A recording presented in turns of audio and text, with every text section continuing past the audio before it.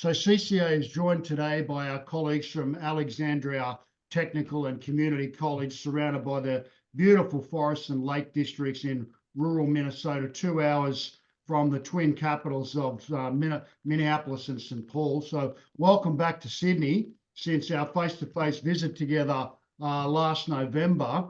A warm welcome to Mike Seymour, President of ATCC, and Jeff Wild, Vice President of ATCC. Welcome.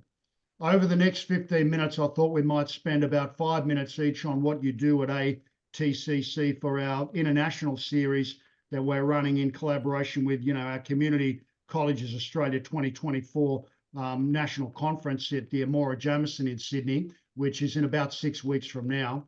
So 5 minutes, probably just to give us an overview of what you do at ATCC, where you fit within the state, federal and local structure of education, and how important you are, that I know you are, to your students. Over to you, Mike. Well, thank you, Russ. Certainly an honor to be a participant in your conference. We surely enjoyed our time in Australia, and we'd love to come back someday. Our college is one of several colleges in Minnesota, which I'll speak to a little more in a second.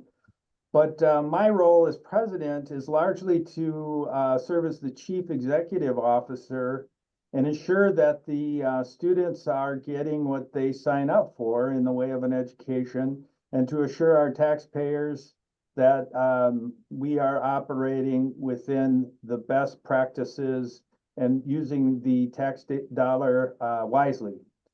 Jeff's got a little different role, although you would think he's the president with his office, as nice as it is, and I'm in this older 1961 office. Yeah.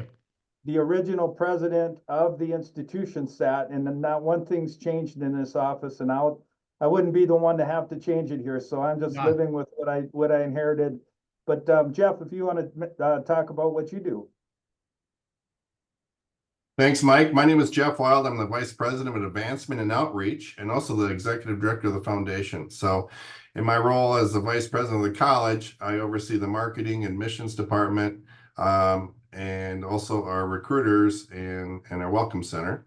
And then over here at the Foundation, my role is responsible, essentially, we're fundraising arm of the college, and we do housing as well. So we can get into that a little bit more later, but that's what I do. I've been with the college about 4.5 years.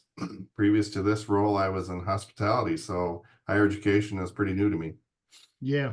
Jeff, I've got a couple of minutes just to explore something very interesting you said, which would be very, very new to and different to Australian vocational education and training leaders. One of the things you said there, and I've spoken to you about this privately during your time in Australia, is the residential component. So you actually have students. What age are the students on your site? And can you tell us a little bit about residential component, how that's costed out, and how your particular organization, finances and runs that? Well, about 75% of our enrollment is still a traditional student coming right out of high school, right? Yeah. But we are a destination college which is rare for a 2-year community college. These are originally built, and there's a number of them, as Mike said, 27 colleges around the state, right. Just Minnesota. But the strength of our programs have expanded our reach throughout the years, and over 55% of our student population on campus comes from greater than 50-mile distance away from campus.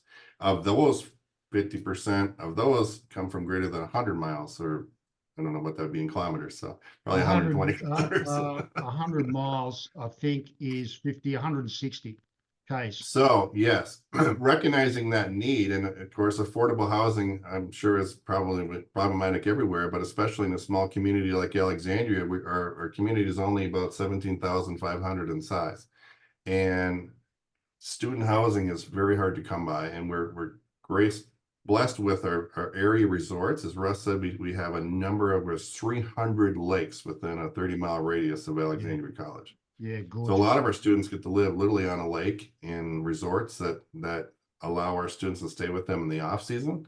And it works out perfect for them because they can get the peak rates and the tourist revenue in the summertime.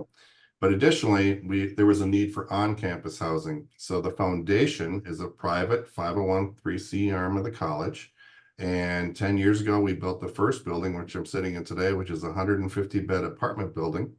It's a safe, secure building with that, key card access and everything else, but it's literally across the street from campus.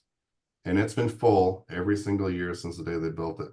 So we're proud to announce we just opened a second housing building, again, adjacent to campus, owned by the foundation that has another 150 beds, 80 apartments.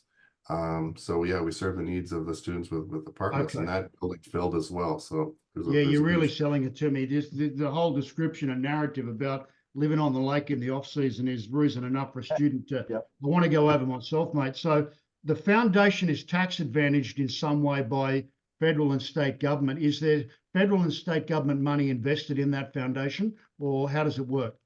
No, it's all private donors, right? So being a nonprofit, 501c3 is our term for a nonprofit. Right. Donations made to our foundation are tax deductible by the donor. Okay.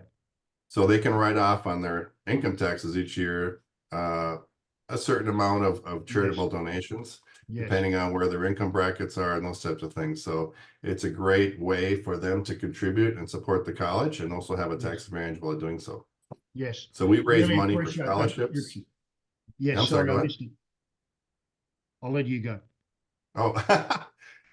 Scholarships is the biggest factor that we raise money for here at the foundation. And in fact, we have a very healthy foundation, probably the healthiest in the state of Minnesota.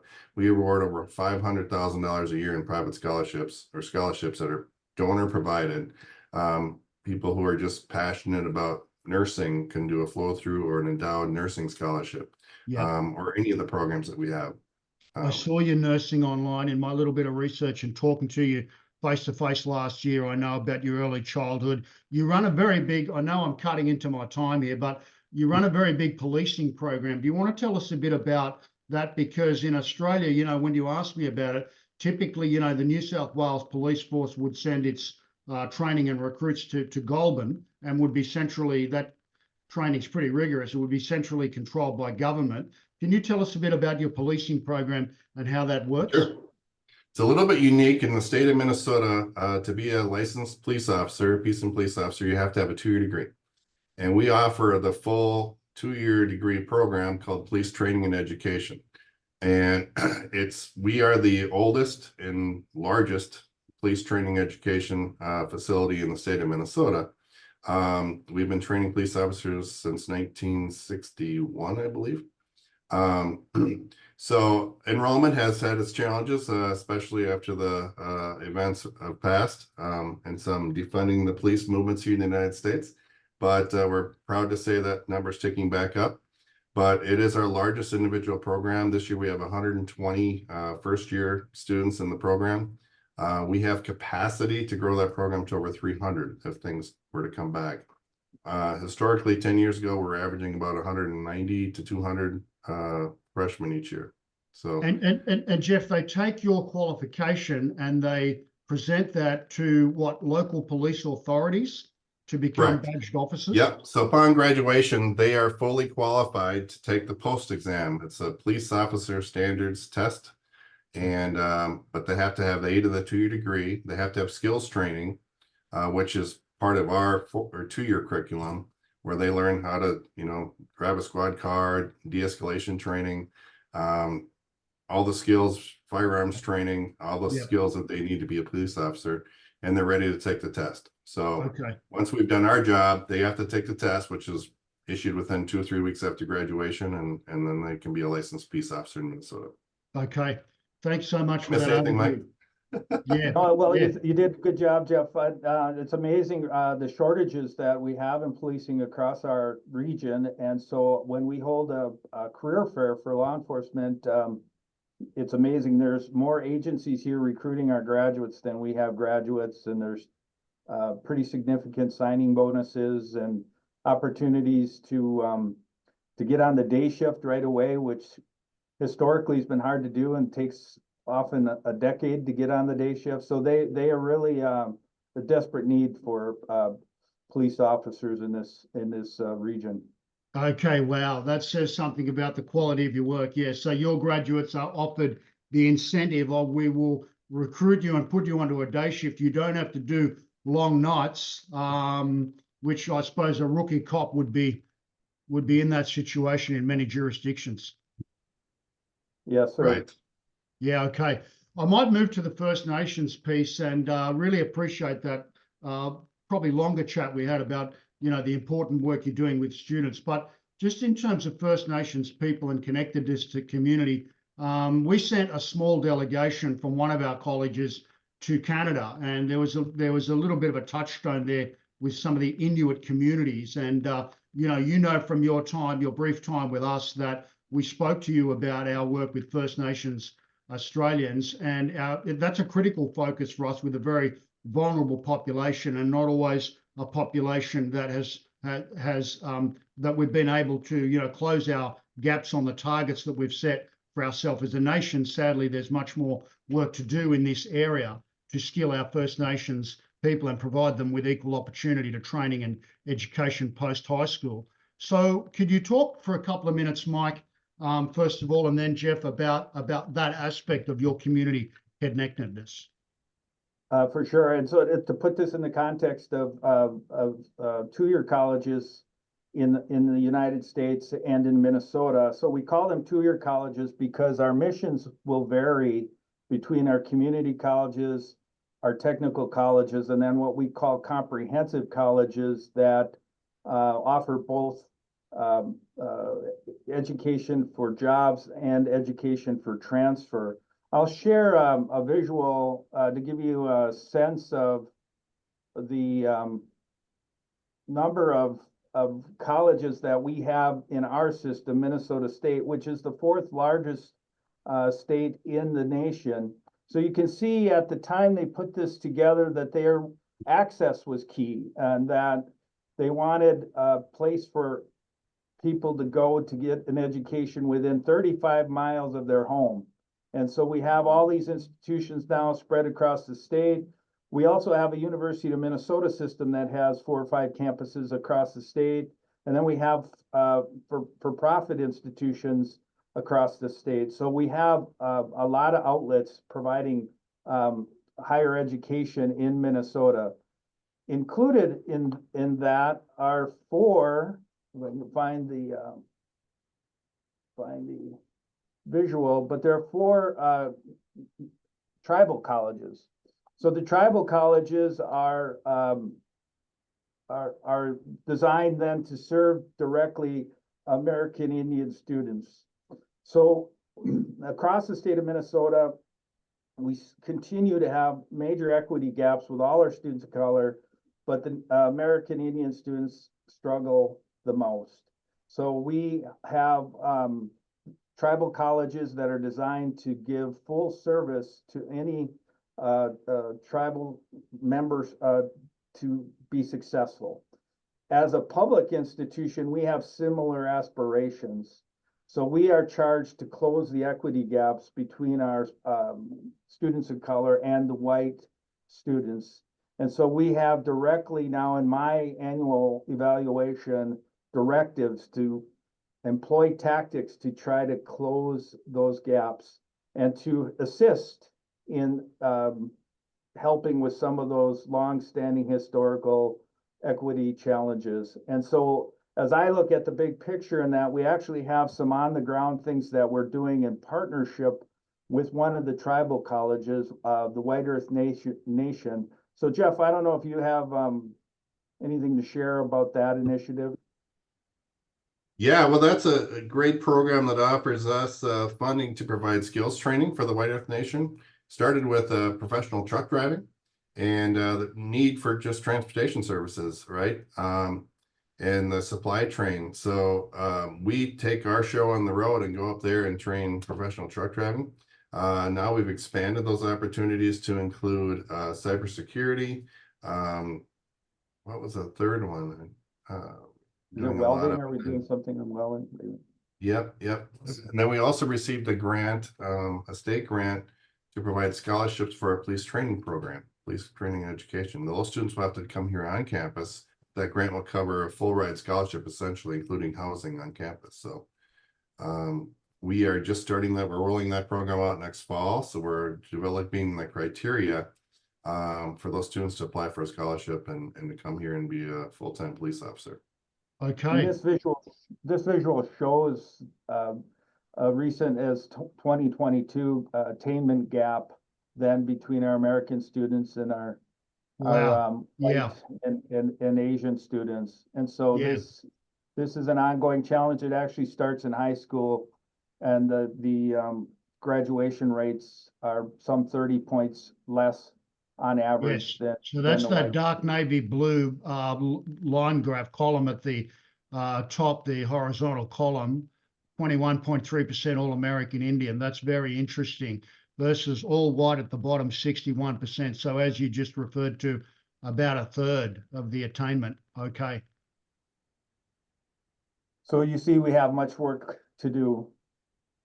Yeah, look, us too, so we can compare notes on that. And I've got great authority and deep authority invested in CCA with our 3 member organisations, with Dr. Belinda Russell at Tranby and Darren Green at Ninty, and the AHMRC at Little Bay. So we've got Dave Roberts and these registered training organisations that are First Nations community controlled, which which we could certainly talk about with you, about how you're doing that wraparound service that is so critical to student completions. If I move on, and I really appreciate that important chat that we've just had. If I move on to funding and kind of the final, I'm back on my clock here, which is great for my timing back at CCA head office. Back on the funding, how would your college maintain and grow commercially via the mix of what you do with federal, state, and local funding? Community colleges in Australia, my members, we, as a rough number, probably something like 70-30, 70% some government provision and 30% income from students and private and other sources. That's not across every college, but that's a rough rule of thumb that we kind of talk about. What does your federal, state, private versus public funding look like? So Minnesota is one of the higher cost states. There are, though, opportunities for lower income students to obtain a free education. So the way our funding is set up is that our state right now provides us with about 54% of our funding, and we rely on tuition for the balance on average. So it's really in our best interest to serve as many students as we can, and then to retain them and see them right to graduation. So it's really about enrollment for Minnesota colleges. And we're a comprehensive college, so we're open doors. So we're taking students wherever they're at. If they need to get their reading level up to a high school graduating and college ready place, then we provide those services. If English is not their first language, we provide those services. So we have various buckets that we can go to support students at various parts. So when they get to college ready, well, that's where Jeff comes in with some of his scholarship money, and he helps us bring that overall cost down. But the federal government is largely acting like a third party in all of this. And so the money goes to the student based on what's called their Pell eligibility. So Pell is a grant source, and if they have a household income of under a certain level, they get, I think maximum Pell here is $6,600 a year, which covers all our tuition and fees. So essentially, they get that part of their education for free, and then they will then have to take a loan or work to pay for their other expenses. With our average, so Mike, if I just grab hold of that concept for your Australian audience, there's 6,600 federal dollars sitting with the student, in crude terms, a bucket of money over that student's head, and that student knows that, and they've got entitlement around making a choice in the market about who they go to. Have I got that right? correct. And then there's a shortfall typically of how much when they're doing their part-time work, or their families helping them pay for college tuition or whatever that looks like. What would that shortfall be? So our total cost of attendance here, I think we calculate somewhere around $18,000 a year. Yeah. So so and this is where America's gotten into some trouble with the loans and the student debt that students will Yeah, so incur. so have we, don't worry. Yeah, and so a lot of the return on investment conversation that happens now is, so if you're going to take loans, are you in an area that will pay well enough in the end to pay your loans back? And so there's a conversation in the country happening around the value of a higher education. And I think the two-year colleges are emerging in a positive way from that conversation, that I think the stigma of going to a two-year school first is being mitigated by the reality of some of these loans that students who went straight to university are carrying.